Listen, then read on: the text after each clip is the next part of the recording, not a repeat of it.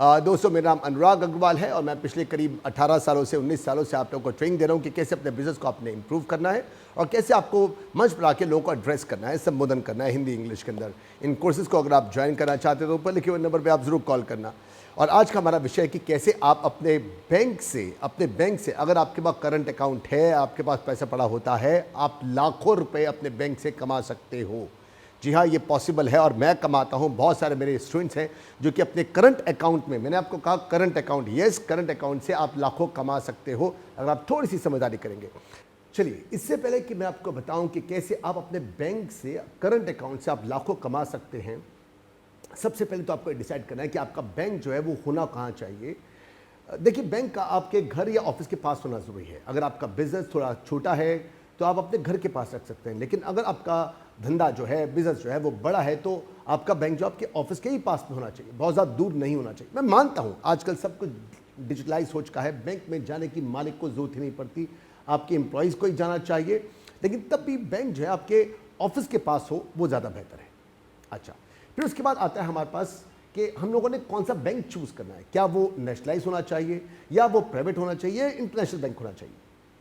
आपके नेशनलाइज बैंकों में बहुत सारे बैंक है, आपका कैनरा बैंक है, एसबीआई बैंक है, यूको बैंक है, पंजाब नेशनल बैंक है, ऐसे करके लंबे से बहुत सारी लिस्ट आ जाती है आपके साथ पास।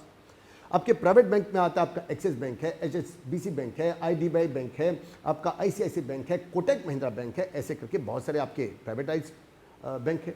फिर उसके बाद आता है आपके इंटरनेशनल बैंक, जिसमें आता है आपका एचएसबीसी है, सिटी बैंक है, स्टैंडर्ड चार्टर्ड बैंक है, अमेरिकन एक्सप्रेस है, ऐसे करके लंबी सी लिस्ट इंटरनेशनल बैंक्स की भी है। आपको डिसाइड करना है आपको कौन से बैंक के अंदर अपना खाता खोलना है। अब हम लोग डिबेट करते हैं कि कौन सा बैंक आपके लिए ठीक रहेगा, क्या आपके नेशनलाइज बैंक या आपके पास प्राइवेट बैंक या इंटरनेशनल बैंक। सबसे पहले हम लोग नेशनलाइज बैंक को लेते हैं। नेशनलाइज बैंक में बैंक तो बहुत सारे हैं, लेकिन नेशनलाइज बैंक में जो मुझे लगता है जो इस समय अच्छे जा रहे हैं उनमें, हाँ नो डाउट, एसबीआई बहुत अच्छा कर रहा है। एसबीआई के पास बहुत सारे वर्टिकल्स हैं, बहुत सारे, सब कुछ उनका इन हाउस है, कुछ भी उनका आउटसोर्स नहीं है। ये एक सबसे बड़ा पॉइंट है एसबीआई बैंक के लिए।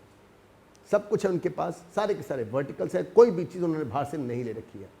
टेक्नोलॉजिकली ये लोग बहुत अपग्रेडेड हैं, लेकिन अभी भी छोटे छोटे कामों के लिए, अगर आपको चेक डिपॉजिट करना है, आपको डीडी बनवाना है, आपको कैश डिपॉजिट करना है, कैश विड्रॉ करना है, तो एसबीआई में, क्योंकि मैन पावर कम है इसलिए एसबीआई में टाइम लगता है।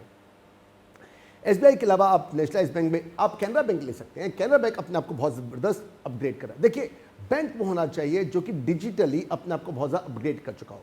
आपको एज ए ओनर, मैंने आपको कह के चुका हूं, आपको एज ए ओनर बैंक में नहीं जाना है। बैंक में जाना जो है वो बैंक के लिए भी एक्सपेंसिव और आपके लिए टाइम का वेस्टेज भी है। आजकल सब कुछ, मैं कहता हूं सब कुछ आपके मोबाइल से होता है। सब कुछ आपको मोबाइल से करना सीखना है। अगर आप नहीं करते तो आप गलती कर रहे हैं। मोबाइल के अंदर आपके लाखों करोड़ रुपए आप लेन देन कर सकते हो। It's all safe. मैं भी आता हूं, आपको बताऊंगा कि कैसे आपका मोबाइल बैंकिंग सेफ है, लेकिन सबसे पहले आपको बात कर रहा था कि नेशनलाइज बैंक कहां कहां पर ठीक है। तो नेशनलाइज बैंकों में मैं जानता हूं और आप लोग भी जानते हैं कि सर्विसेज को लेकर ये लोग हमेशा पुअर थे, हैं और हमेशा रहेंगे। एसबीआई की सिर्फ एक सबसे बड़ी जो ड्रॉबैक है वो यही है कि इनके पास मैन पावर कम है और इनके यहाँ पर अभी भी अगर आप कोई काम मैनुअली कराना चाहते हैं तो बहुत टाइम लगता है। टेक्नोलॉजिकली ये लोग बहुत एडवांस हैं, ठीक है, लेकिन एसबीआई से जो मैंने आपको बात करी थी कि आप लाखों कमा सकते हैं, आप नहीं कमा सकते। चलिए, अब हम लोग चलते हैं आपके प्राइवेटाइज बैंक में। प्राइवेटाइज बैंक में जो सबसे अच्छे बैंक जा रहे हैं उनमें एक्सिस बैंक है, आपका एचएसबीसी बैंक है, आईसीआईसीआई बैंक है, आपका कोटक महिंद्रा बैंक है। प्राइवेट बैंकों का जो सबसे बड़ा फ़ायदा है वो ये है कि इनके पास वो टेक्नोलॉजी जो है वो चेंज हो चुकी है। वो जो नेशनलाइज बैंकों में अभी तक वो पासबुक, वो कैश की एंट्री, वो कैश डिपॉजिट, वो विड्रॉवल्स, वो बहुत ज़्यादा है, जबकि जितने भी प्राइवेट बैंक हैं इनमें पासबुक और ये कैश डिपॉजिट, कैश विड्रॉवल ये बहुत कम हो चुका है। तो ये अपने आप को टेक्नोलॉजिकली बहुत एडवांस कर चुके हैं। अच्छा, नेशनलाइज बैंक का एक और फायदा भी है कि इनकी ब्रांचेस हद पार हैं इनकी ब्रांचेस। आपको टाउन में मिल जाएंगे, आपको मेट्रोपॉलिटन सिटीज़ में मिल जाएंगे, आपको छोटे टाउन में मिल जाएंगे, आपको छोटे छोटे कस्बों में, गाँव में आपको इनकी ब्रांचेस मिल जाएंगी। ये इनका फ़ायदा है। अच्छा, वहीं पर जैसे वो आपके इंटरनेशनल बैंक है जो मैंने आपको बताया था, सिटी बैंक है, स्टैंडर्ड चार्टर्ड बैंक है, एचएसबीसी बैंक है, ये जो बैंक है ये हमेशा एलीट क्लास से काम करते हैं, जिनके पास कम से कम 10, 15, 20, 50 लाख, 1 करोड़, 2 करोड़ का इनके पास डिपॉजिट होता है। इन बैंकों से काम करने का फ़ायदा है। अगर आप इंपोर्ट में, एक्सपोर्ट में बहुत ज़्यादा हो, अगर आपका इंटरनेशनल बिजनेस बहुत ज़्यादा है, बाकी कंट्रीज में काम आपका है, या आपको बहुत अच्छी आप क्लास में उठते बैठते हो, बहुत अच्छा आपका धंधा है, तो इन बैंकों से काम करने पर आपको फैसिलिटीज ज़्यादा अच्छी मिलती है। इंटरनेशनल बैंकों से काम करके और बहुत सारे फायदे हैं। एक, इनका स्टाफ हाईली प्रोफेशनल होता है। इनसे कोई भी बात अगर आप कम्युनिकेट करते हैं वो काम बहुत जल्दी होता है। और नंबर 2, ये टेक्नोलॉजिकली बहुत एडवांस होते हैं, बहुत ज़बरदस्त एडवांस होते हैं।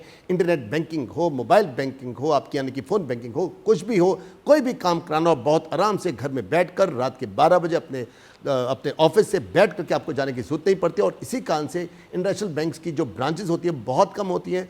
वो चाहते भी नहीं कि आप वहाँ पहुँचें, वो चाहते हैं कि आप बड़े आराम से ऑफिस में बैठ करके लाखों करोड़ रुपए के धंधे आप कर सको इंटरनेट से, मोबाइल से। तो टेक्नोलॉजिकली बहुत एडवांस है। अगर आपका धंधा अच्छा है तो यहाँ पर जाके आपको बहुत सारी फैसिलिटीज़ आपको मिल सकती हैं, बहुत सारे वर्टिकल्स इनके अपने होते हैं। आपको ये ज़रूर पता होना चाहिए कि ये बैंक जो है एक्चुअली में दरअसल ये लोग कमाते कैसे हैं। मेजरली ये लोग 3 जगह से कमाते हैं। सबसे पहले जो भी आप अपना पैसा इनको डिपॉजिट करते हो, आपको ये इंटरेस्ट देते हैं 3%, 4%, 5, 6, 6.5%, 7% तक मैक्सिमम ये देते हैं आपको पैसा। और ये पैसा ये लोग बाकी और बैंकों को या और इंस्टीट्यूशंस को ये लोग उधार में देते हैं, लोन पे देते हैं, जहाँ से ये लोग 8%, 8.5%, 9, 10, 11, 12, 13, 14, कई बारी तो 18% तक। और क्रेडिट कार्ड में अगर आप EMI लगवाते हैं तो आपके 24%, 36% तक ये आपको ह्यूज उसी पैसे को ये लोग आपको उधार देके वहाँ से ये लोग इंटरेस्ट में कमाते हैं। तो पहला तो हो गया यहाँ से।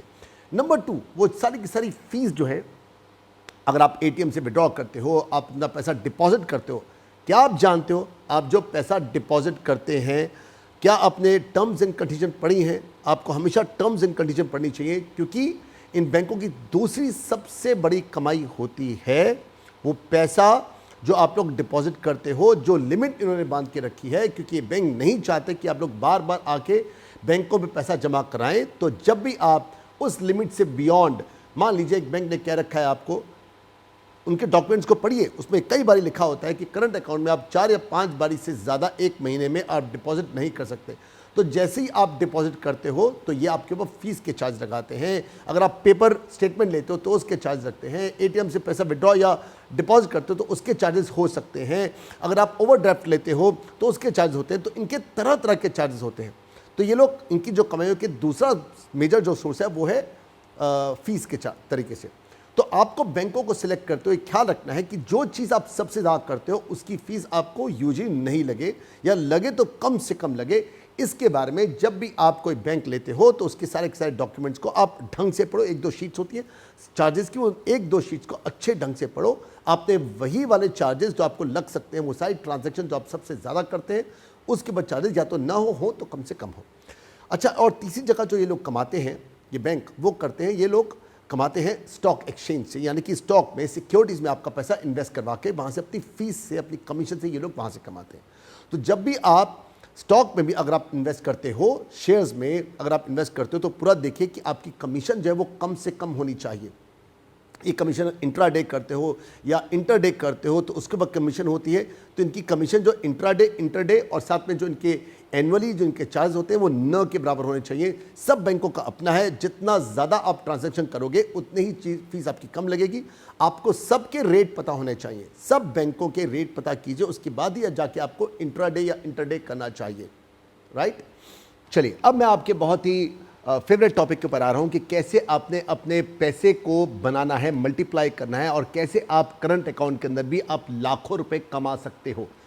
मतलब की बात है, आप सुनिएगा आप लोग। देखिए, आपका पैसा जो है, जो बैंक के अंदर होता है, उसके ऊपर आपको सबसे ज़्यादा इंटरेस्ट मिलना चाहिए। इसी ढंग से अगर आप लोन लेने जाते हो तो उसके ऊपर आपको कम से कम इंटरेस्ट देना है।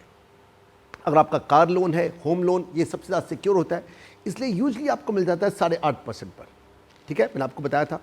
तो आपको बैंक में जाते हुए ये नेगोशिएट जरूर करना है कि आपका जो लोन है वो कम से कम रेट पर हो। और ये जितने भी बैंक हैं ये नेगोशिएट करते हैं।